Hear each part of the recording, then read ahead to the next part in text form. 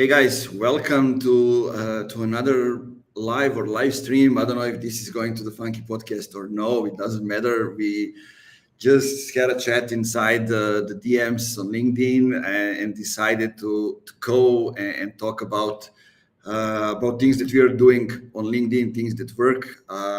With me, I have Elliot. Was it Rosen?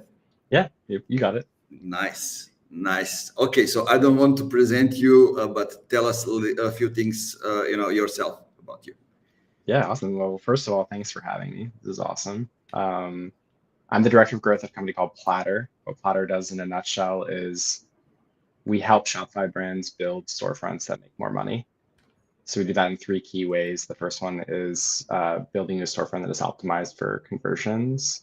The second is like ensuring that you take advantage of every shopper and increase revenue per visit with upsells, cross sells, and other AOV boosting tech. And the last is kind of reduce your dependency on expensive third-party apps and developers. So we make you money and save you money at the same time. Profitability is our focus. And then a little bit about me is I've been in growth marketing for about 10 years.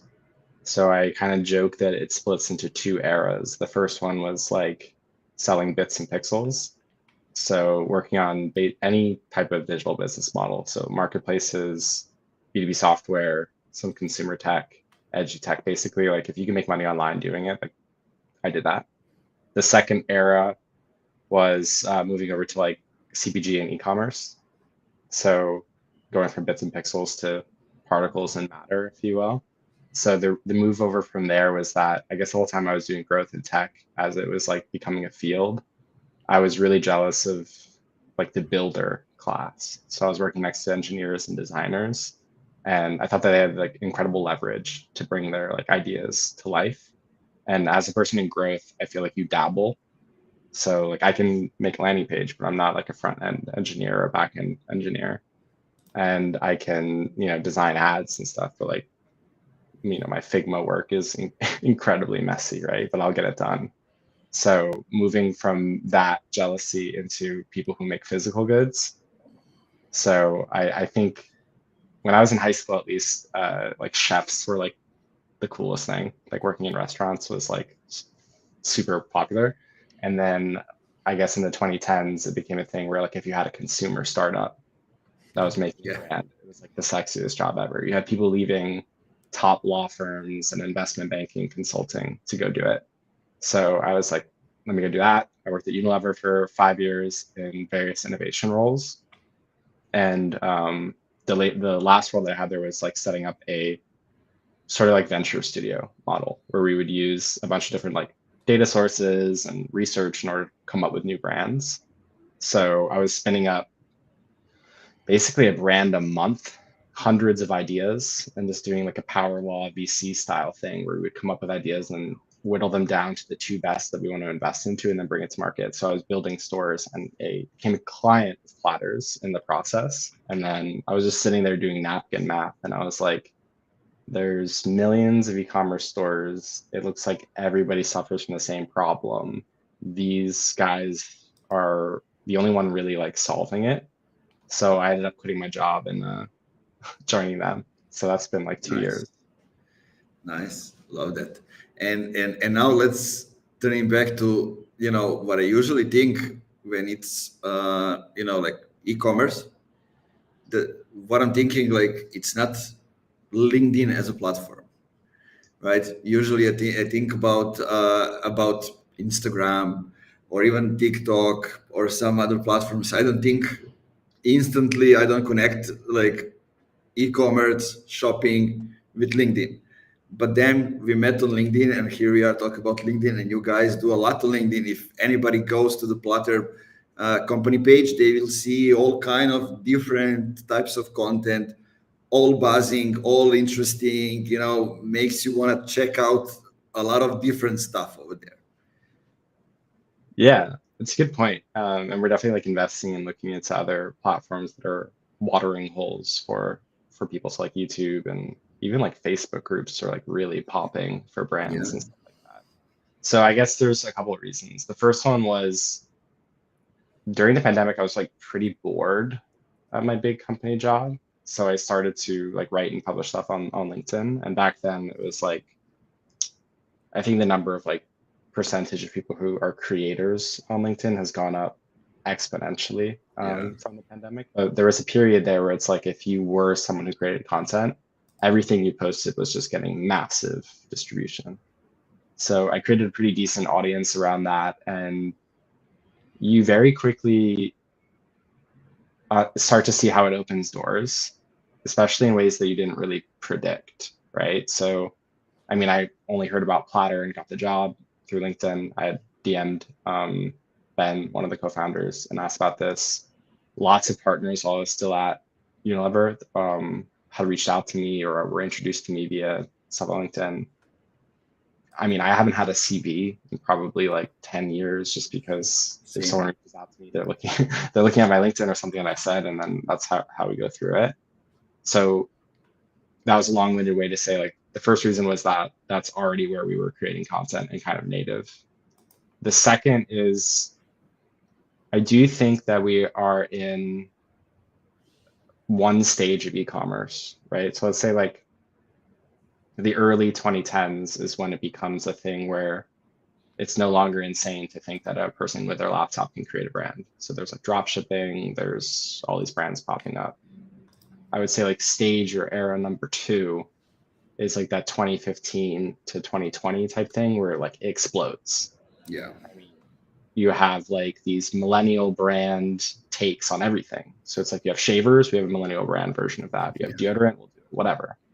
And then you also have a lot of like categories that are having a renaissance from like sexual wellness to health tech to like everything is just popping up and there's hundreds of people competing for that. So that's to say that if you asked me 10 years ago if LinkedIn was the place to be for this, I probably would have told you no. But now it's evident and we have, all of the growth to prove it that it's as an industry, it's pretty mature. We still have a lot to go, and I think there's gonna be many, many, many more big brands that pop up. But I think we're at a point now where like this is people's jobs. These are organizations. Like they're going to be on LinkedIn that the same way that cybersecurity or like other industries would be. So while it might not be seen as like the main watering hole, I think what we found is as a startup, like our focus on it has paid off really well. And if we were just spread out everywhere, it wouldn't have been as fruitful. Yeah, I mean, usually when I think about LinkedIn, right, the decision makers are there. If they choose one platform, it's LinkedIn, right? If they have more, then sure, there are other platforms. But then also the investors, people who helps you connect with other brands, with partners, all these kind of things, right? And why I ask you, because most of people just think, like about the end user. Is the end user over there on the platform, right? But it doesn't mean that you just go after the end user. There are a lot of different stuff that you can use, and you can use LinkedIn for a lot of different purposes. I mean, um, those things that you mentioned when you saw that everything was popping on LinkedIn, I started building funky marketing in end of 2019, registered the company January 2020, and basically in the first year, just by doing what you said, closed 49 deals in a year and hired seven people. Right in a year, when I was in 40 square meters apartment, just running around, not going because we had like lockdowns and all this kind of stuff. My wife was going uh, to her job because she works in the same street and she had that permit that she can go. She comes back, drinks beer. I'm like running around in circles, closing clients, hiring people, doing the job, and actually learning how to develop a company. And it was kind of like a mess all around, but it worked nicely, right? And from that time, as the platform develops, basically, more people becomes active, reach goes a little bit down, which is normal. But the one thing that I'm seeing on LinkedIn is like the platform is focused on merging, connecting people, creating relationships with people, and how can we make each other more successful and productive. right? And when you go back, that's actually the main message of the company, right? That's the mission of the company. Nobody Googles it actually, but that's the mission. And when you get back, those are like the three things that you need to do: connect people, make them more successful and productive, right? And then we have, I would say, like 60% of the posts in the feed are about content and creating posts, right? And I think of posts just as like the first step that you need to take and the least important one when you start growing. Yeah, I definitely want to get into like you said two things I really want to comment on before we get into like the actual tactics we're doing. So the first one is like one thing that I wish I knew at the beginning because I would have optimized it for it more, and that I know very well now is that LinkedIn becomes this hub for a lot of things. Yeah, So when yeah, we that's the talk about that's the right name for it. yeah, like when we talk about it being our biggest source of growth and deals, what that doesn't mean is that necessarily people are like clicking our links and going to book, right? That's one part of it. The second is like we have a partnerships network as an example.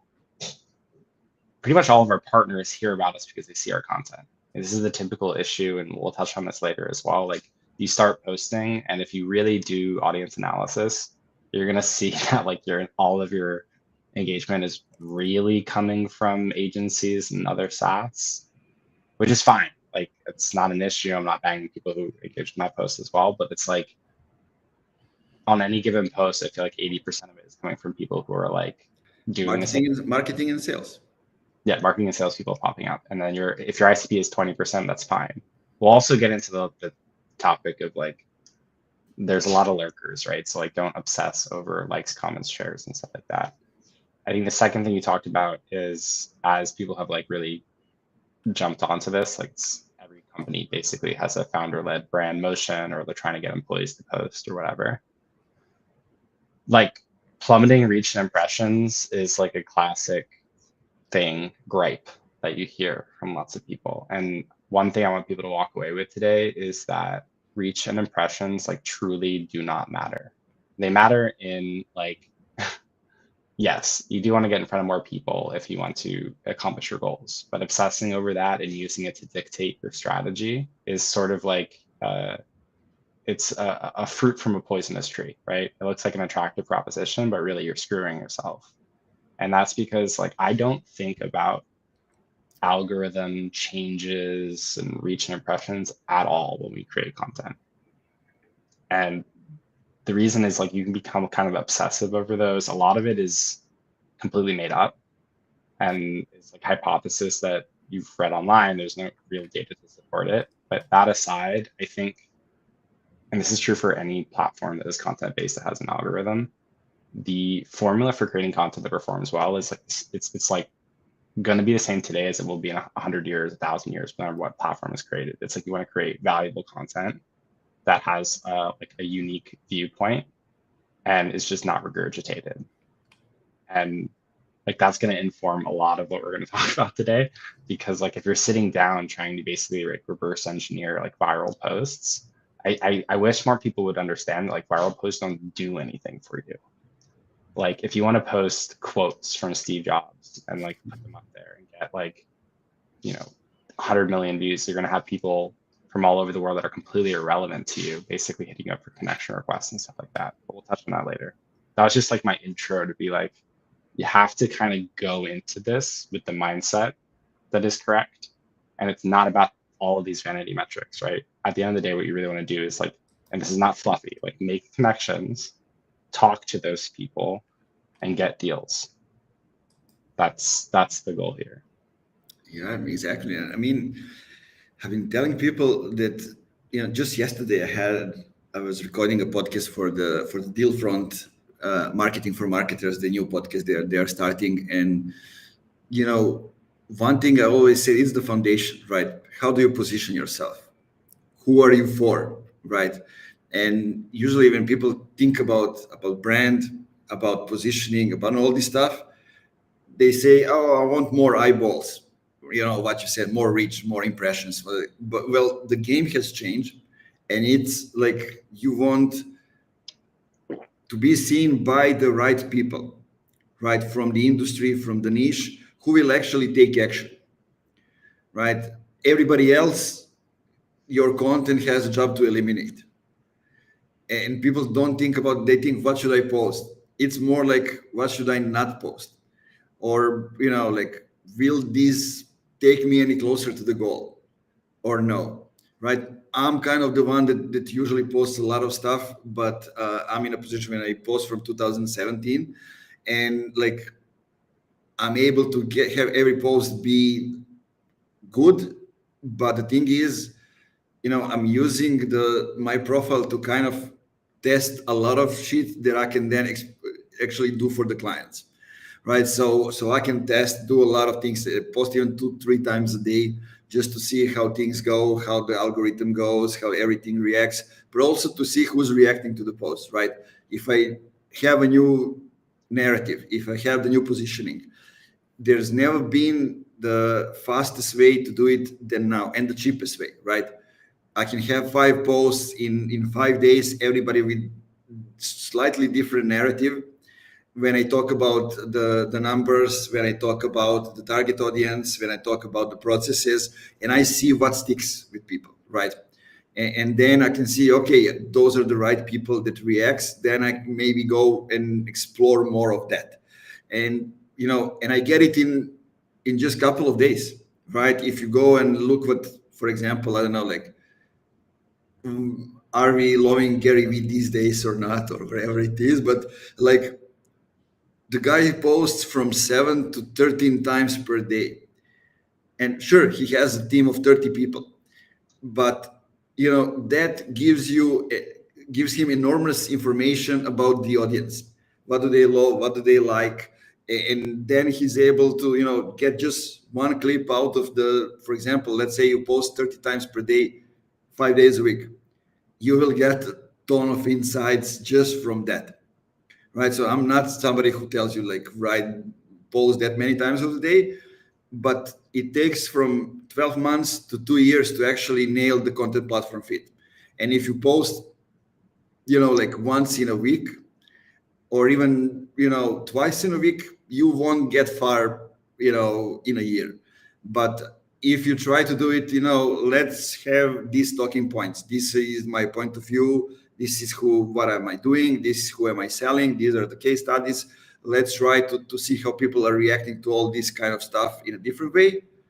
Then we can get fast to the point where we can narrow it down and just post 3 times a week when we know what sticks. Yeah, it's funny because like if you would ask like an amateur person like what have you learned about or what have you heard about how to post on LinkedIn, they're gonna do the whole like consistency and like 5 a week and thing. And like I really do believe in the consistency thing, and I think you can post 5 to 7 times a week. I don't think it's an issue, right? It's goes back to the thing about the algorithms where it's like the only thing you need to know is like if you're producing good content, you're probably fine. Two things I think are completely bullshit that I definitely want to dispel while I'm here is this narrative that like senior people at your company don't have time to create content. Yeah. Like I don't even have to go into that. Like it's ridiculous. Like to think, I don't care if you're the CEO, the chairman, Elon Musk tweets more than any human alive. Like there's plenty of CEOs who manage to do this, and it's like you're just creating an excuse. The second excuse I hear, and I'll explain why it's actually just a safety blanket, is when people tell me that they don't know what to post. Oh yeah. So let's break that down a bit. If you tell me you're building a company, God forbid you're the CEO, CMO, CRO, CPO, any role you can think of, head of HR, it doesn't matter what the role is. And you can come up with interesting things to say about what's happening to you day to day, where your company is, the decisions you're making, what's going on in the industry. You probably have the wrong job. Like full stop. Like, what are you doing if you have nothing interesting to say about what you're doing? You don't care enough. Like you should go find something that like thrills you, that you feel like you have ideas about. And I think the reason people say that and why it's like reported as the biggest issue, and this is a kind of a problem with like self-reported assessments, is like what really they don't want to say is like, I don't want to be a LinkedIn guy or girl, right? Like no one wants to be the person that they go to dinner and everyone's like, oh, I see you like posting a lot on LinkedIn and stuff like that. And that's like the cringe thing you have to overcome. I'll tell you a story after that. Like don't make it your personality for sure. And like don't like it's just a platform. It could come and go. Like use it for what it's worth. But I think the reason most people say that they don't know what to post is really because they're kind of like scared of putting their thoughts out into the world. Those are my two hot takes. Let me first address that. So like the thing that I'm seeing inside the companies, now the shift is happening this year, especially when younger people, new generations are coming in who are like digital native. But a lot of people in the past few years were learning how to do marketing and sales differently without the need to be present on social, right? And to use the platforms. So that's one of the things. And the other thing is you are making those people actually become active now. You say, now we want to dominate LinkedIn, so I need you to become active and start writing. It's not happening. Why? Because it comes from your boss, right? He's the one deciding for you that you should post. The way I'm seeing that, if the platforms that you're using, for example, is LinkedIn, and it's the crucial platform for you, then you need to build your team based on that and start from hiring people who know what it means, digitalize their reputation, building a personal brand, whatever it is. So what's in it for them? And then how do we get that part, what's in it for them, inside what's in it for the company, right? Because they will have the benefit if they build subject matter expertise, reputation, personal brand, whatever we call it these days. They wouldn't have a need to ever apply for a job again. Like a lot of people underestimate the power of that. So it's not only the company; it's actually you. Then we are living in the time when we also have B2B influencers. So you are able also to earn some money on the side from softwares, products, different things, build your own community, maybe get more income streams on the side. A lot of benefits from doing that, right? And then if you look at the company, like focus only on the company page, on the brand, on the logo. Actually, this September I'm doing a lecture in Split in Croatia on the subject like you can't eat your logo. Basically, what is it about? Like if you only post on the company page, it's only visible by a few people. Possibly people from the companies and their relatives. On LinkedIn, maybe not even the relatives because they are not here. But, because LinkedIn is not pushing the company pages.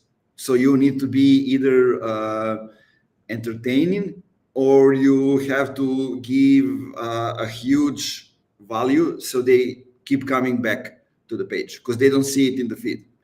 And especially, if you don't promote it through the ads or whatever it is.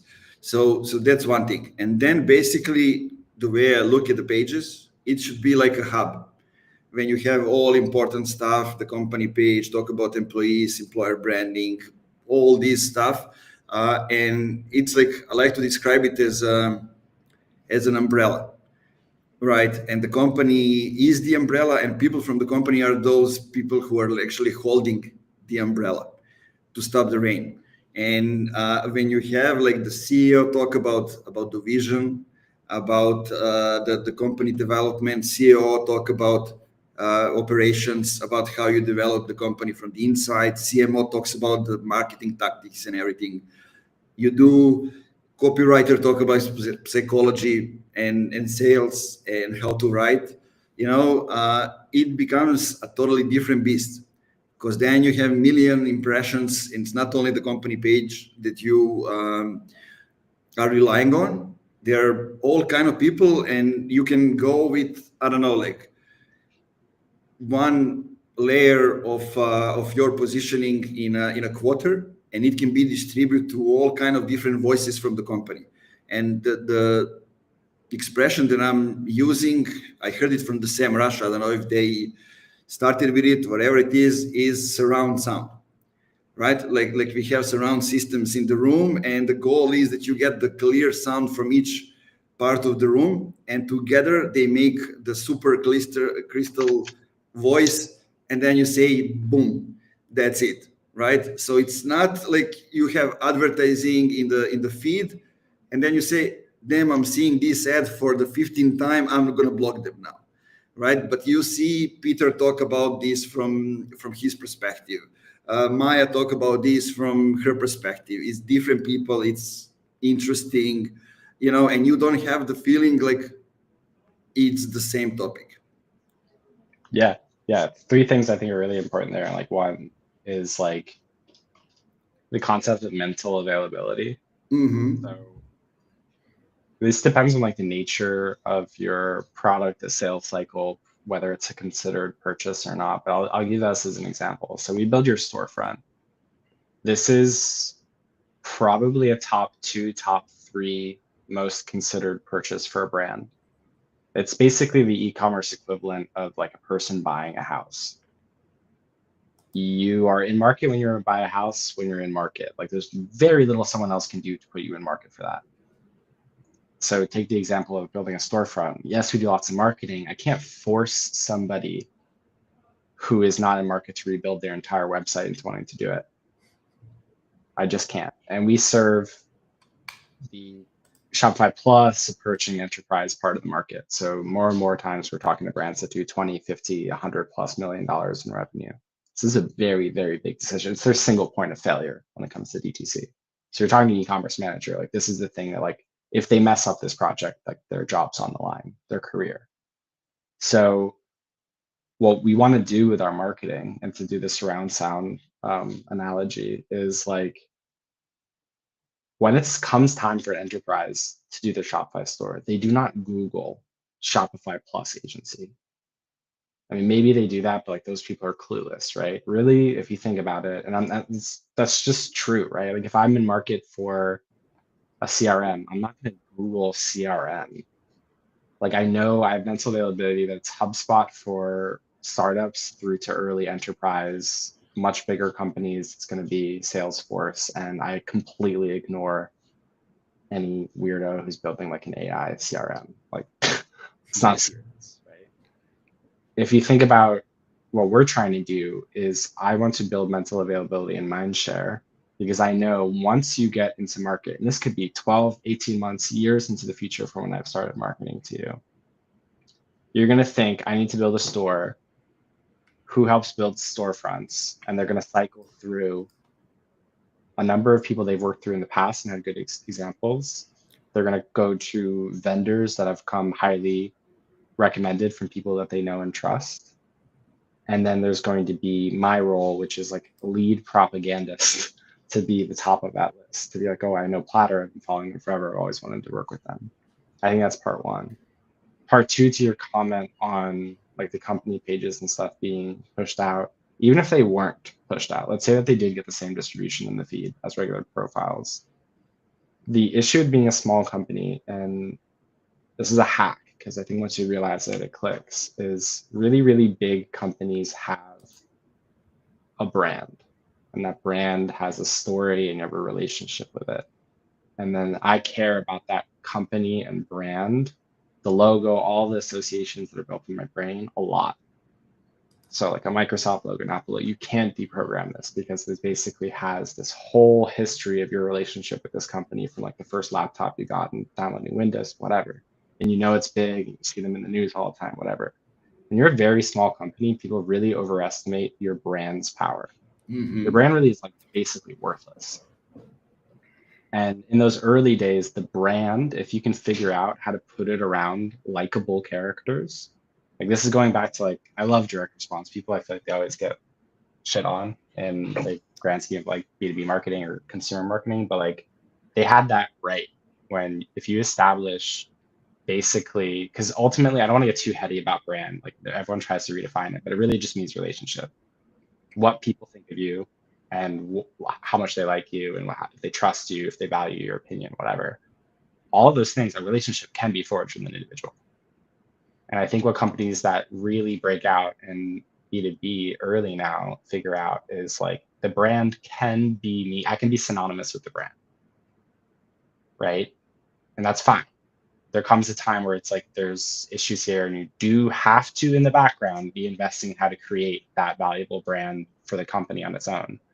But like I can think of so many, I don't want to name names because maybe I'll be offended. I can think of a lot of companies where it's like early on, I didn't give a shit about how their brand looked, their logo, their website, or whatever. I just knew from following the people inside of them that I knew I had a relationship with that brand without having to interact with them, and I would go and purchase from them. And I think those are like really important to understand. So it's like when you're going out to post, there's some things you have to keep in mind, like what the goal is, because it's a long process. You were mentioning that finding like product content fit or like content market fit takes a while. And that's because forging relationships takes a while, right? If you've ever been into dating, like you understand this. But also, like, yeah, it's just like you can't hack your way to being trusted. You can't hack your way to like, there's no post you can put out right now unless you're in like consumer, right? Because consumer products are like not really considered, and sometimes they're free. So you can put out one post and it's going to lead to a lot of business.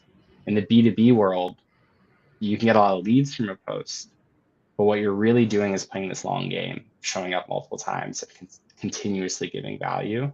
And then when you're ready to ask, or they're ready to like raise their hand, you're going to be the one that they come to. Yeah, I mean, trust that you mentioned is, I think, the most important thing that you need to develop today if you want to sell. No matter if it's B2B, B2C, whatever it is, but they need to trust you. You know, at least if you're, Coca-Cola, they trust you to kill them, right? Sometimes that also happens. But I want to get into, people say, and we just told them that there are no hacks, but there are certain tactics and strategies that we can use. And I'm going to start with one. We're going to continue to talk about podcast, LinkedIn lives, and those kind of things. So you said when you start, people underestimate the power on that. And what I want to say from the start, you want to look bigger, like you have a brand. So you cannot build a brand like you need at least 2 years or more. I don't know. Like I'm year 5, I didn't develop a brand.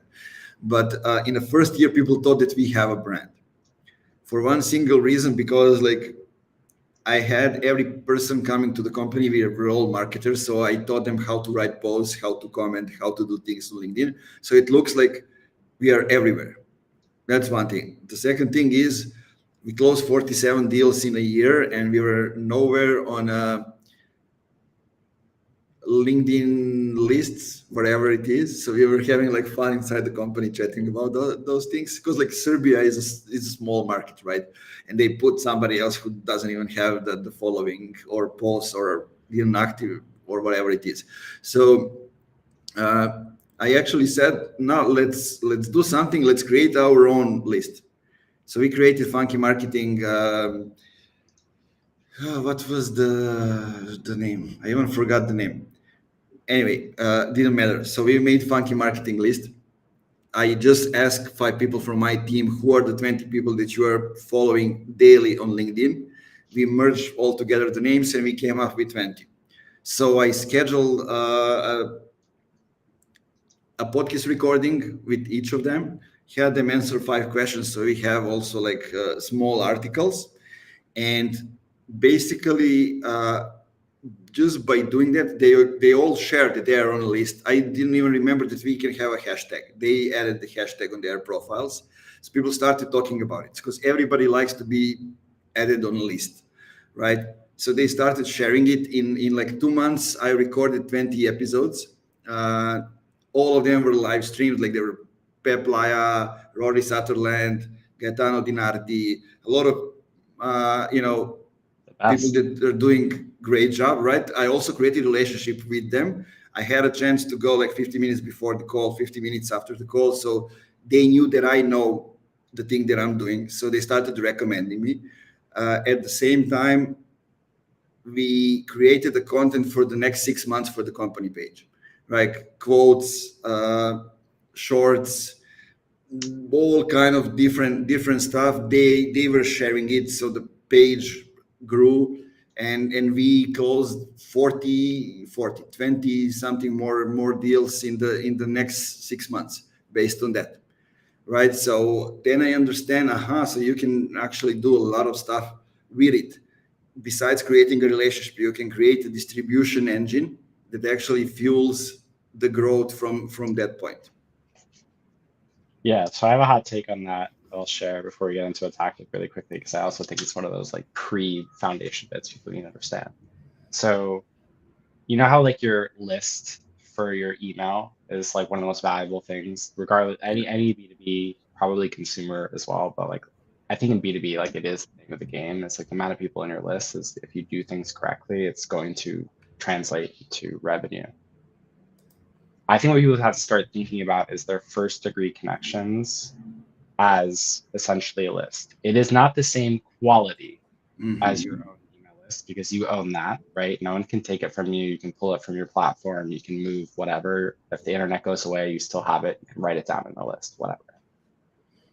LinkedIn is a walled garden rented list. So it's a few points lower than your email list, but it's still pretty good. And what do I mean by that? Is first degree connections essentially like, I think we take this for granted, but if you're connected to someone, you can literally just write them a message and it pops up in their phone. Like I'm in the just top, in 2 clicks. that's crazy, right? And then as you get deeper into the LinkedIn platform, and we'll chat about this in a second, is you have to start seeing it as it's not just the feed. So with LinkedIn, I'm probably going to forget some here when I list, but like think about all the placements, maybe that's the correct word, that you can interact with. So there's like your inbox, like we just said, you can message first degree connections. There's the feed where you can post. There are events that you can throw. And if you have like a LinkedIn Live, you're able to invite first degree connections to that, and so on and so forth. So like I think you should, one of the first things you should do as you learn the platform is like map out all the things that are available to you. Because what people really forget is that they just think, like, I can just post and like that's me using LinkedIn to the max. So we'll get into like more things there, but like start to think of your first degree connections, which are capped, by the way. Like few people know this, but you can't go above something like 30,000 or whatever. So when people do reach out to you, like randoms, when you go viral, God forbid, and you find completely off ICP, they're not your partner, they saw your quote post. I Don't accept was pronounced as one of top 10 marketers to follow by LinkedIn in 2023. It got me 600 followers that I have to remove because they didn't react to anything. Yeah, I mean followers are not the word. I feel like I don't police that as much. Maybe like if anyone has a take and you're watching this and you think that I should go through and comb followers, I think it's like first degree connections for sure. So like if you're getting a bunch of like complete randos and they don't fit any of your various ICPs, because you can have multiple, right? There's like people who can be our customer, different archetypes for that. There's like people who can be partners. There's people who can be possible employees and just connections, right? Don't accept the complete randos, because if you're doing everything correctly, plan for the future, you hit 30,000, you can't accept any more connections or whatever. Yeah. I think it went above 50 now. Oh, nice. Well, in any case, but like, yeah, it should be like. But that's a shitload of people, right? 30,000. Yeah, but I mean, I also know people, I've seen tons of profiles reach out to you. They have like lots of connections, and you can see that it's like they just don't care, right? They're trying to just get that number up, and it'll be useless.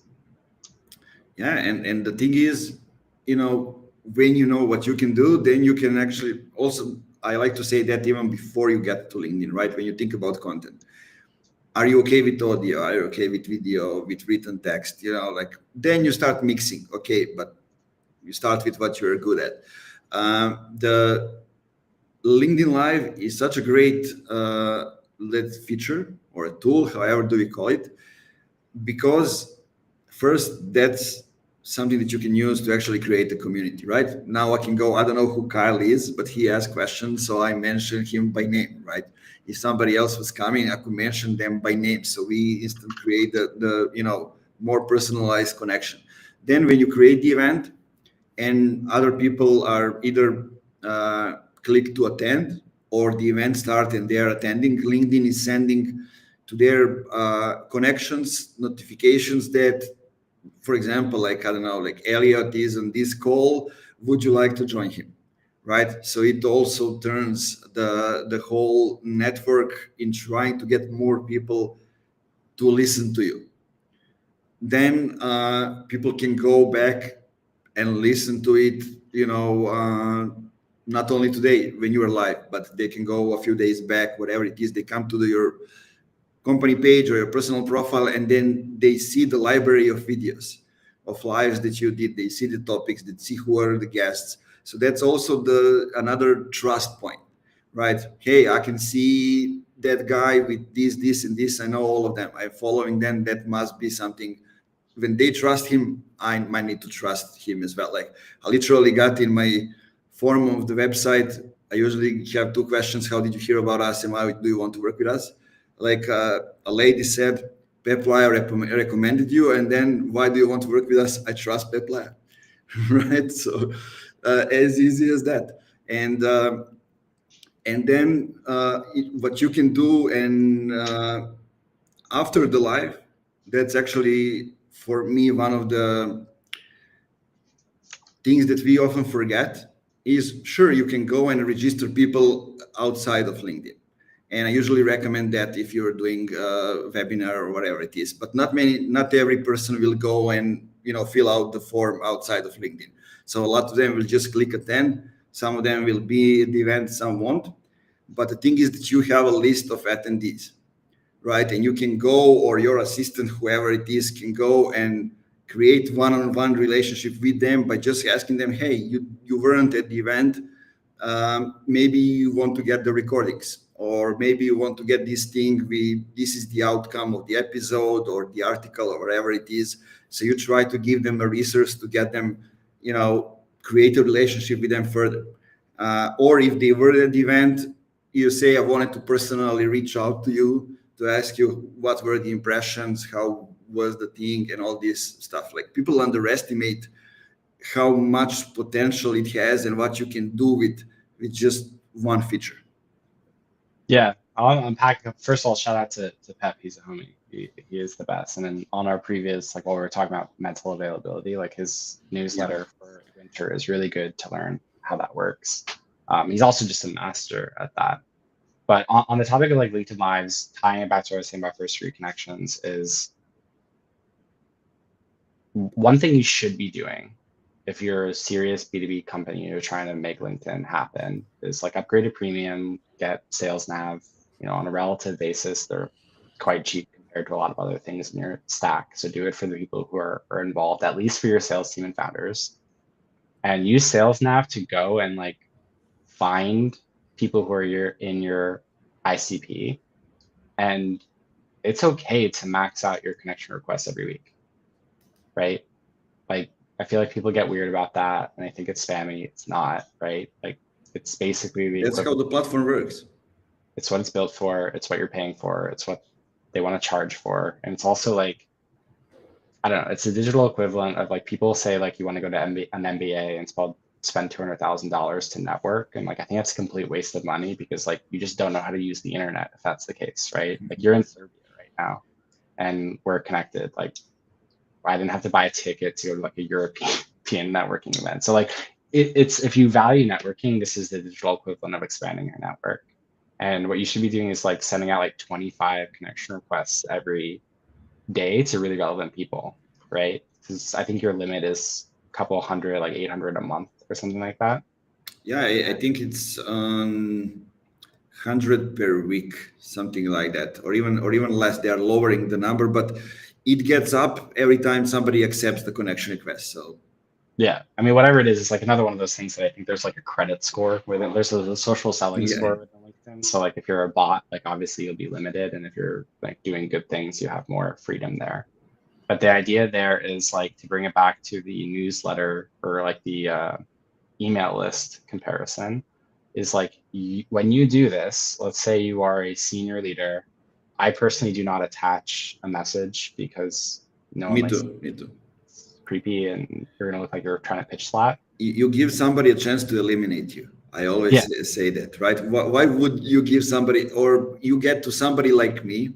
It happens, when I'm on a basketball game and you tell me, like my boss Max told me to reach out to you, and then like I don't know who the hell Max is. I don't know you, and I'm going to use you as an example to tell what people not to do, right? yeah. It's also weird. Like, I don't know, you can just send the empty one. And if you have an optimized, a good picture, optimized title, you don't come off as like a weird salesy person. I think you'll see like 40 to 60% acceptance rate if you're sending to the little hack I'll give you is like when you're in Sales Nav, just like click the active on LinkedIn button. The reason is like, so many people log into LinkedIn like once a year to update their job when they get a new one, right? But there are people who are active. So if you're sending to active profiles, your acceptance rate and everything that you're going to use first three connections for will be more valuable. It's like, would you want 1,000 people who only come in once a year, or do you want 1,000 people in your list who are on the platform at least once every 30 days, but ideally like every day? And when you do that, imagine you're growing those first three connections. The amateur thing to do is just start spamming them and pitch slapping them. I would even say it's kind of shitty to reach out and be like, hey, like, what's working for you? Like that worked for a very short period of time Or because it's there is also that one thing that kind of annoys me. I want to say it now so somebody can hear it. Like, hey, why did you choose to connect with me now? Like, yeah. I, So I'm triggered to go and disconnect at that very yeah, moment. it's the thing is like there's tactics that work at a time because of contrast. So I think initially when that was like the recommendation for everybody, it was because the contrast was being pitch slapped. So if you reached out, you did something else, you're like, this is great. But with all channels and outbound, as they evolve, like people start to get, they know. So if you reach out and it's like, hey, like just starting conversations with my connections, like they know it's a veiled sales pitch, right? They're gonna respond, you'll send back a couple things, and then you're gonna be like, you want to hop on a call, and it's like you just burned it, right? What you have to realize is if you're adding these active people and growing that first three connection list, they're now probably going to see your content in the feed and you get all of those other benefits. So what you need to think about is like, how am I providing the most value to everybody? Giving instead of like asking in any way. And I think that one of the best ways to do that, like you said, is a live. So lives allow you to invite first three connections to them. You're allowed to invite, I think, 1,000 people per day per host. You have 1,000 people overall in a week per person. Are you sure? Because I think I've done multiple days in a row. Okay, cool. So like 1,000 per Yeah, week. yeah, yeah. 1,000 it's accumulated. Got it. So like there's, if you think about that, on this call, there's two of us. So we could have done 2,000 per week. Yeah. I sometimes do lives that have multiple more people, right? So you're able to get that number up. And lives are interesting because I think webinar is probably one of the most boring words in the entire dictionary. In fact, I think you should create a jar at your office, and if anyone says the word webinar, like you have to put $5 into it. Um, True. it's not that the format is bad. It's just like that word conjures the worst image in the mind of a professional, right? So like if you have to call it an online event, extravagance, like do something, right? So we try to avoid that word at all costs. But think about, I mean, bear with me for a second because this is an example. Like I've been in e-commerce forever. There's a brand called Harry's, which was like one of the early DTC darlings that sells like shaving products online. Heard about them all the time because I was in the industry and never bought a product from them. I was never going to buy razors from a website. It's just not the modality that I use. Then I saw it in the supermarket once and I bought it. And the epiphany I had is like, there are lots of people who are just never going to go to a webinar. Never. Yeah. Never. It doesn't matter if you're on your email list, you email them. It doesn't matter if your guest is like Jesus Christ himself. They're not coming. The benefit I think of doing a live is like the friction for them is much lower. So they're already on the platform. They don't have to like sign up and use your third-party tool or go somewhere. They don't have to give you their email or anything like that. There's pros and cons, clearly, right? But what you really want to use that live is an opportunity to get as many people in that room from your first degree connections and like figure out how to provide so much value in that content that they will end up on your website, fill out a form, grab a lead magnet or something like that and get into your email. So it's sort of like you want to graduate them from first degree connections to be an email subscriber. And when it comes to content for a live, it's like webinar you picture if you close your eyes, it's like very boring people talking about a slide deck that's behind them, just like clearly reading off of it, and then saving a couple minutes for like questions at the end, and then a huge sales pitch. Yeah. What works well on LinkedIn is, and why we didn't create a slide deck for this, is like it's becoming just like a social, it didn't used to be a social network. I would have described it as a professional network, but now it's like people hang out here. Yeah.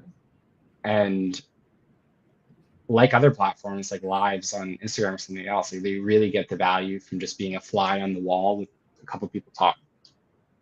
So the value is that they get to be in the room for when you and I are talking about strategy or something like that. And they're like, that's valuable to me. Yeah. So yeah, that's what I think. Yeah, I'll add a few things. Especially let's start with sending messages and not sending the message with the connection request. I say prior to that, engage with those people, right? If you know who you are going after, who you are connecting with, like give them a few comments, like a few posts, but do it intentionally so you actually give additional value to the post, not just for the sake of doing it. So when you send a connection request, you will already feel familiar, right? Especially if you're using Sales Navigator, then you have accounts, then you have leads. You can actually see when your target audience actually posts, right? So you can go in, write a comment. Actually, if you use that, you will see how many C-level people don't actually have engagement under their posts, right? Because we see only a small percentage of them in the feed that are buzzing. A lot of them have like from 5 to 15 likes per post, maybe one comment or none. But so if you get in with a meaningful comment, when you actually give your point of view and give additional value to the post, no matter if you agree or disagree, then you will draw attention to it, right? I usually say mention the company page so you can follow up through the company page, and then you have kind of like, it sounds like like you matter, like actually the target person matter, right? You give them credit, so if it resonates, they will come to your profile to check out what you're doing, and then basically you are in advantage. You can say, hey man, thanks for visiting my profile. If I can help you in any way, go ahead. Everything is on my profile, right? Or check it out, whatever it is. You can even go more further from that standpoint. But I usually tell them to go. I actually had it took me 3.5 years to come up with that last sentence. If everything is on my profile, just to direct them to the profile, which is optimized landing page, right? So from that standpoint, yes, when you are sending them a welcome message, it can be a template. Of course, we won't send like 5,000 messages at once and not use templates. That's just not valuable waste of time. So what I would like to suggest to the people, use something that will differentiate you from the others. Like be natural. Say, P.S. This is a template. I'm not stupid to actually say 5,000 messages, personalized. But if you respond, I'm here, right? And it's not an AI. I'm here. Try responding. I'm here. And people say, "Oh, finally somebody said it." We know that it's a template, right? And those kind of things, and then you instantly get a connection. I even got people who screenshotted that and then share it as a post, like, "Hey, look at this," So those may be small things, but actually it's the reflection of how we act in real life, just translated into the digital world. And I think we don't consider that as much as we should. Yeah, I would challenge two things on that. I think one thing, like I lead growth and go to marketing, so I've been trying to learn more and more about like sales as we go into it because I Mm-hmm. think at the moment we're still in this like founder slash senior leader sales cycle. Like we don't have a full sales team or something like that. What I have learned a lot from like top sellers is they do view activities like the number of messages you send and everything. And they're just very diligent about sitting down and being like, I think where non-salespeople fail is they don't understand that they're like, I have to send 5,000 messages. That's Mm-hmm. not the way to look at it. The way to look at Of it is course. like, I should send 25 messages a day. And if you do that consistently, like you can back into a number like 5,000. You can't send 5,000 a day. But what I wanted to ask you, and this is a challenge, is like, do you believe that manually writing the messages outperforms automation? Um, no, I actually don't because you know you still write it manually. You just automate the distribution, I right? disagree entirely. So like I think it's like Elaborate, inarguable. elaborate. Let's discuss this. Yeah, I think it's inarguable that doing it right manually would outperform automation. The reason that we do automation for a lot of sales activities is because we've accepted it's a numbers game. It's Mm-hmm. it's Mm-hmm. painful for most people. Um, and then it's just like a super attractive value prop, even if it's BS, right? Like signals based marketing. Like I'm pretty sure all of that's bullshit, but there's an entire multi-billion-dollar industry because people are like, I can engage with people who have job postings or fundraising or like this, Yeah, and yeah. thinking that that is an immediate way to get in. That if you send based on those triggers, it's going to work. I think like look at ABM as being successful. If you really think about ABM, it's just bigger clients, and we're not going to automate. We're going to do it manually, and it's going to work. And it does because it's like has a lot of care behind it, and then people are like not just sending you templated things. I'm not an enemy of the automation and templated stuff. We do outbound is No, no, driven no. by We, that. we, we, we agree. I'll tell you later why. Okay, tell me. Uh, because we just talk now about just sending messages, right, to anybody. But I will do it differently for the most important accounts and the Yeah, clients, right? You need an extra effort there. So it's everything is personalized and the message and the problem and everything else. If you go to anybody else, then you can go with it. But the thing is, have you been doing something prior to that?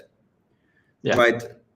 Do you have any, mind share? Do you have a brand, the awareness, whatever it is? Have they seen you in the feed?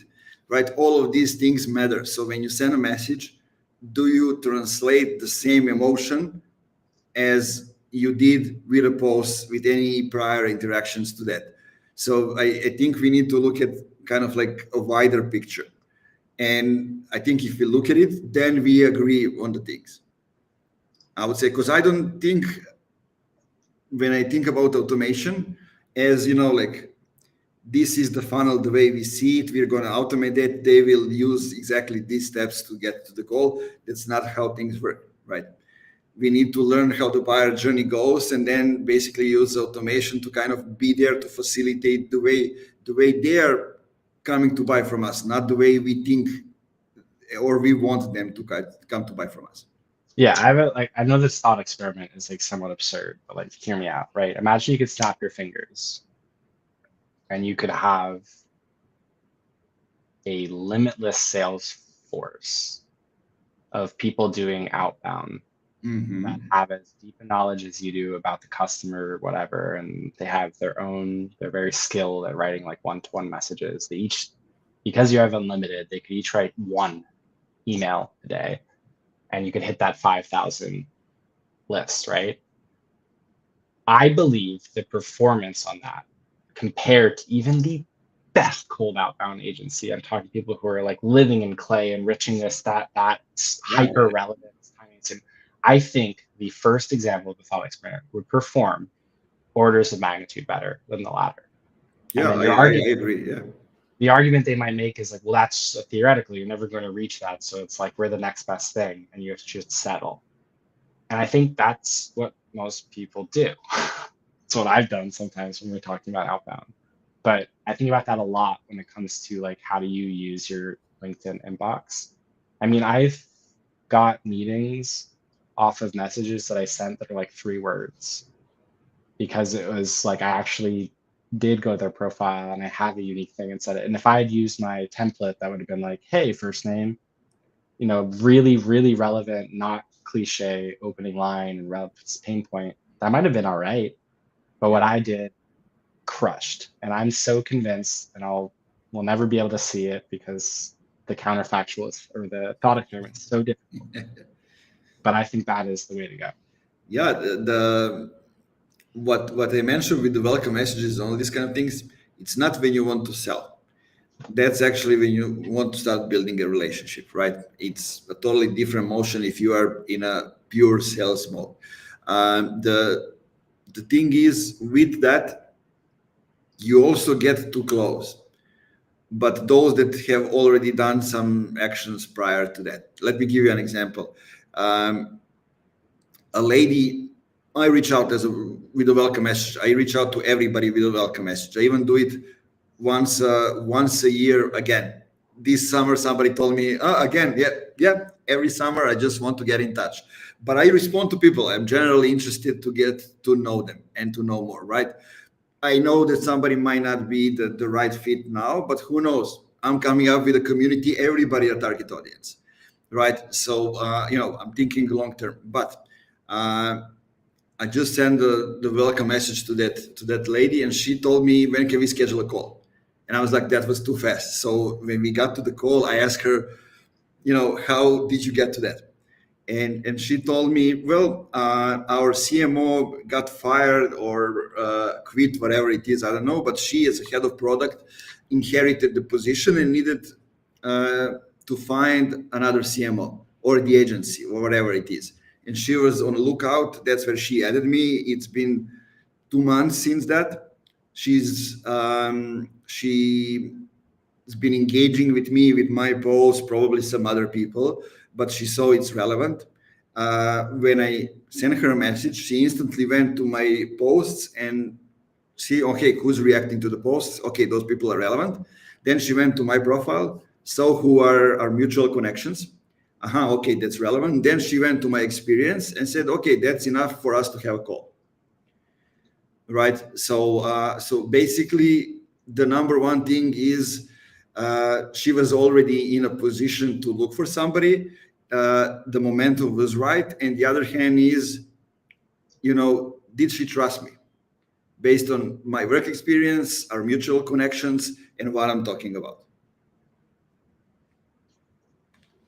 Yeah, it's like I guess the concept of like warming your audience is important then. Yeah. Like this is why I think you blank connection, send it to them, don't necessarily message them. They start to see your posts over time. Don't jump the gun. So like give it, if you're publishing 5 times a week, like think about how many touch points it's going to take before they're like, all right, he's smart. And use all those other content formats, right? Like by the time I reach out to most people on LinkedIn, like they've already engaged with my stuff, right? Positively, negatively, whatever. Um, yeah, it's kind of like I still think there's so many analogies to make where it's like the way that you approach LinkedIn is like how you would approach like talking to people at a party. And I know it's a cliche marketing thing where you try to like, No, I love that. I mean, my company's name is Funky Marketing. I all mean, right, cool, yeah, that's good. If you're in the corner at the party just like screaming about yourself, like it's not so good. Like the coolest thing at the party would be that like you have this like confidence and then someone's like, oh, you should definitely talk to Elliot or this person, right? And it's like, how do you manufacture those scenarios? That's kind of like your strategies, right?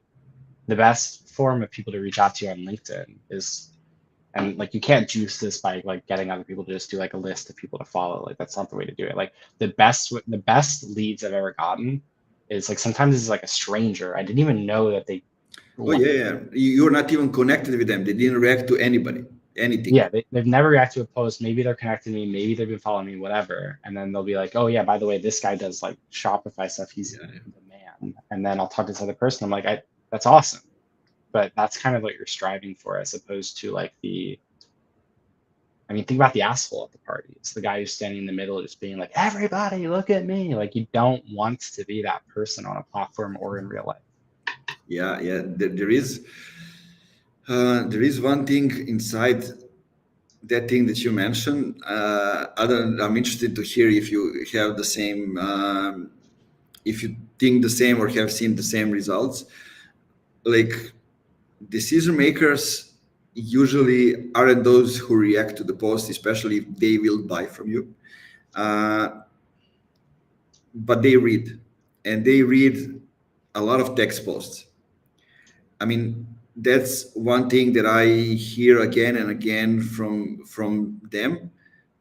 And I write posts which are like up to 3,000 characters. But the thing is, I have experience as a copywriter, email writing, whatever it is. So I know how to create a rhythm so somebody reads the post until the end. For a lot of people, that's where it breaks. They don't know how to do it, so it's either boring or no. But luckily, they have photos and videos that they can actually, turn their points, attention from other standpoints. That's one thing. The other thing is, we mentioned live, but it's also video. And I will give you an example of my friend. You might know him. We talk about ABM, Andrei Zinkiewicz. Does ring a bell? Yeah. He knows a lot about ABM. It's one of my go-to people for that. But he's Ukrainian, living in Split, and he has this Z in his accents when he talks, like Greeks have. And first time when you hear him, it's like you cannot focus on what he says, right? But he is doing podcasts, he's doing lives, videos, and then after hearing him for the few times, you don't hear the accent. You hear only the knowledge, the experience, and it's there. So when you actually at one moment need ABM, you schedule a call, you go to a call, there's no accent. You don't notice it. You notice only the experience and everything he's saying.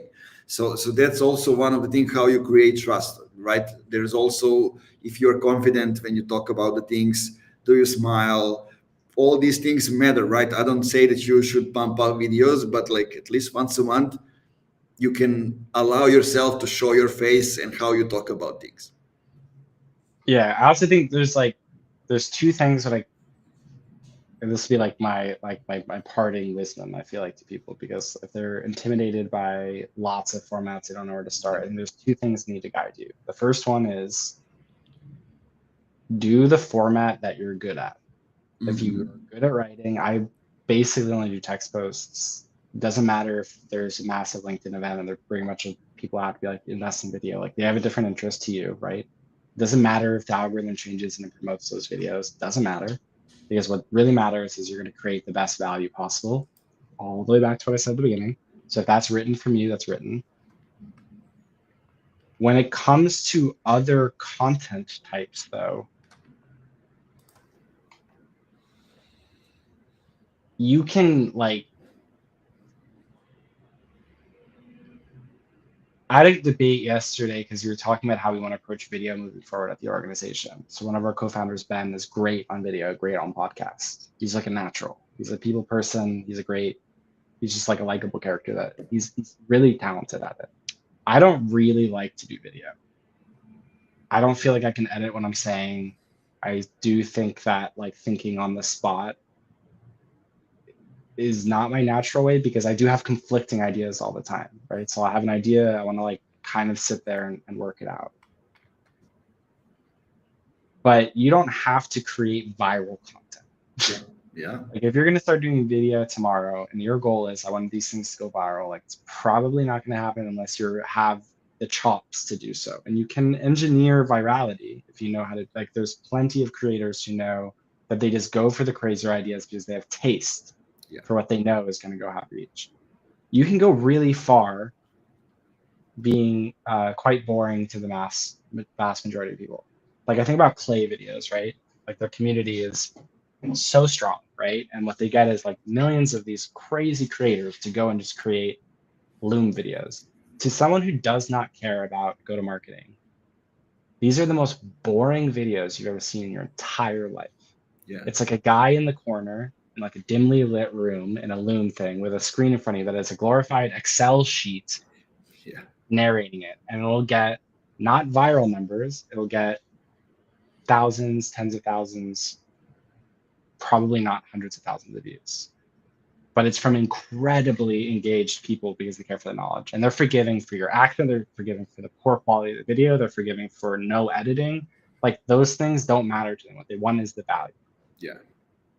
And I'll keep hitting this home. It's like the value is what you're going for. 100%. That's a great example. Or on the other hand, you have people who are, I don't know, like fractional CFOs or whatever it is, let's say financial people who tend to create infographics, right? And they perform really well. And I want to say that because it's one of the bullshit things that I'm seeing. They perform really well, nicely, especially if you have Excel. If you have Excel, it goes viral every single time, especially if you edit it as a GIF. So you have some arrows going here and there, and you have tons of people reacting to it, and you get followers.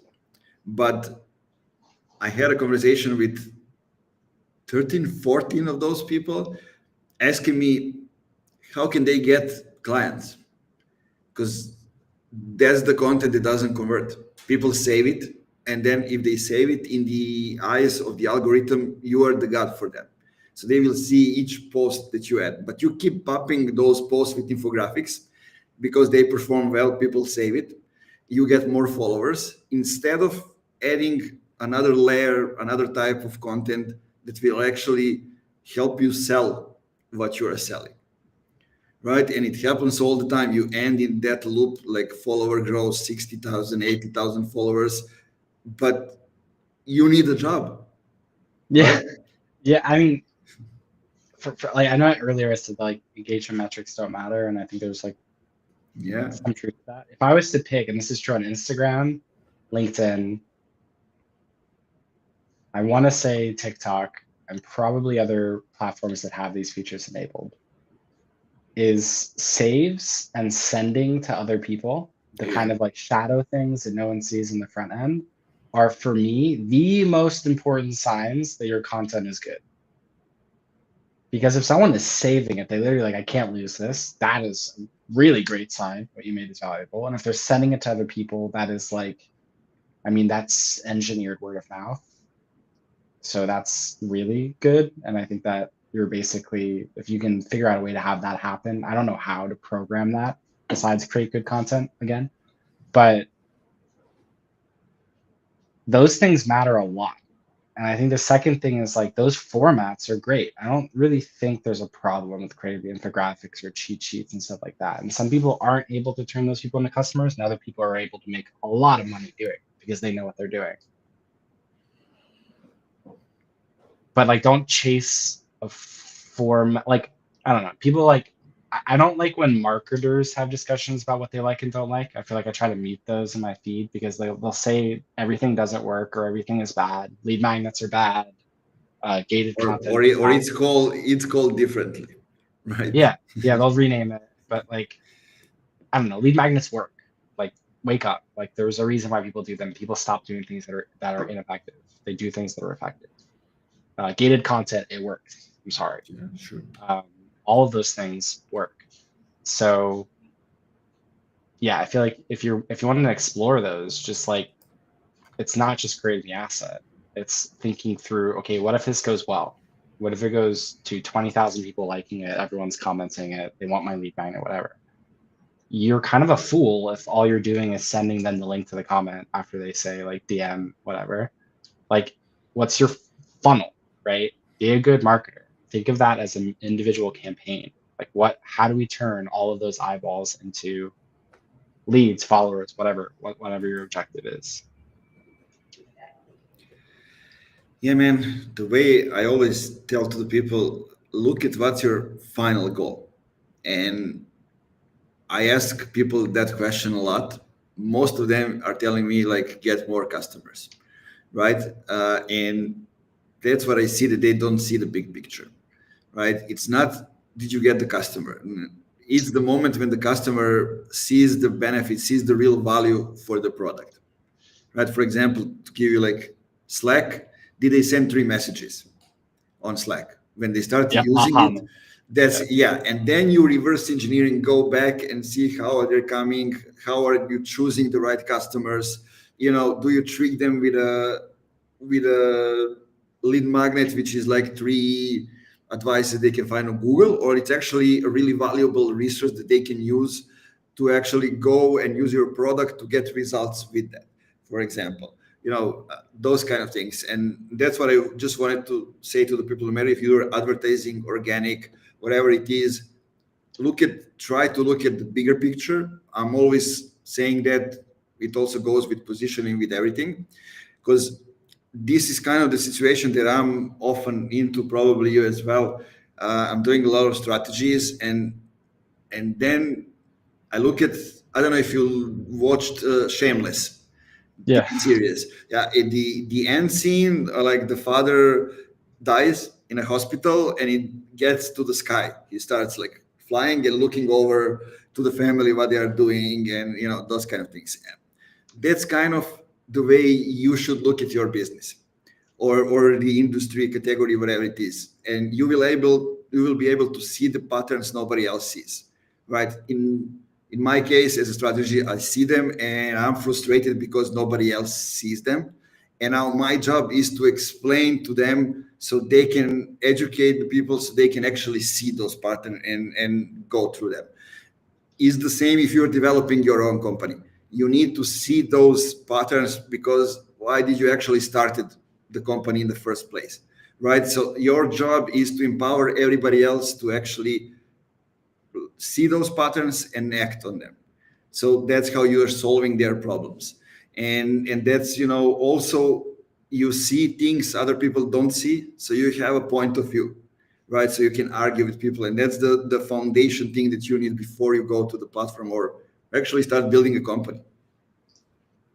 Yeah, I agree with all of that. I think the one thing you said about like the objective of like get more customers, I actually think it's a fine objective if you attach like a number to that, Yeah, right? yeah, definitely. Because like take the example of I mean, it's really relative to your contract size as well. But like let's say this is like a medium ACV, let's say like 15,000 or something.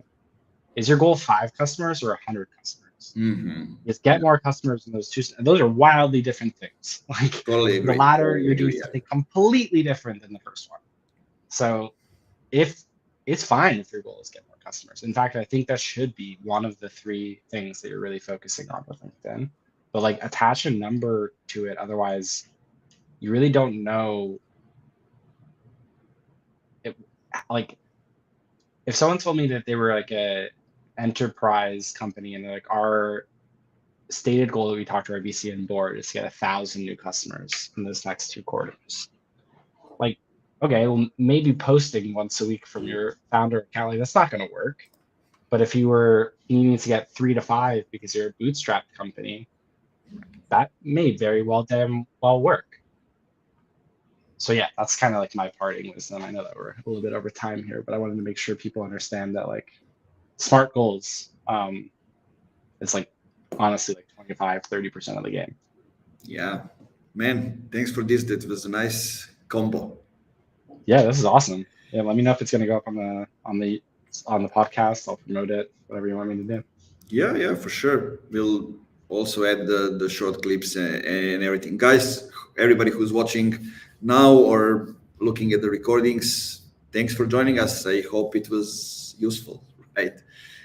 I always say at the end, like, go back to the beginning now, listen to everything again, stop when you see something that it might seem, that is for you or you don't understand it, message me or Elliot about it.